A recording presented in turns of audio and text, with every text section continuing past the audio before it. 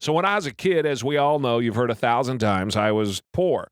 And I was child number 7, and I had 6 older brothers and sisters, and the next one closest to me was 6 years, and 7 years, 6 or 7 years. And let's see, I was 13 when she died, and she died on 21, 7 years.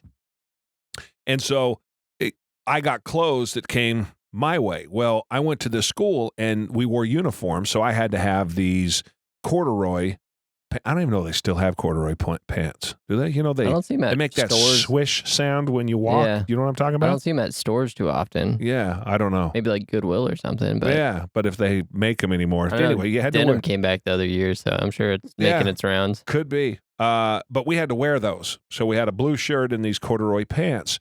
And so corduroys are funny because, you know, they're not meant to be worn for multiple years or to be handed down. So when they get handed down to you, the cords where it comes together, you know, will flatten out. You know, it'll lose that noise that it makes. It loses the little ridges because you've worn it smooth.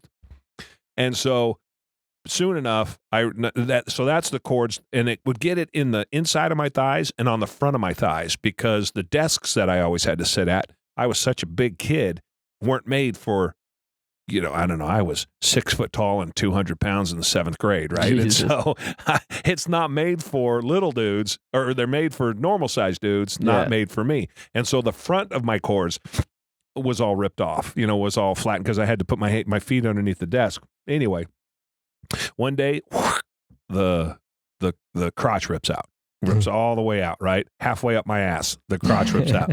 And so I get home, and my mother took that, and she cut a piece off of an old pair that was too small for either me or my little brother, and cuts a piece out of the leg, and then sews that piece on the outside into my crotch, right? Now, it was hidden for the most part unless you looked at it. And if you looked at it, it looked like she sewed a Maxi-Pad onto my pants. Now, it was the same color, but it didn't match it exactly, right? And so it looked like I was wearing a maxi, you know, came out behind my ass just a little bit and came out the front of the crotch just a little bit. I'm sure the stitching just kind of made it poke out, The stitching was all kind of, lay down. because it's literally a pair of cords laying on top.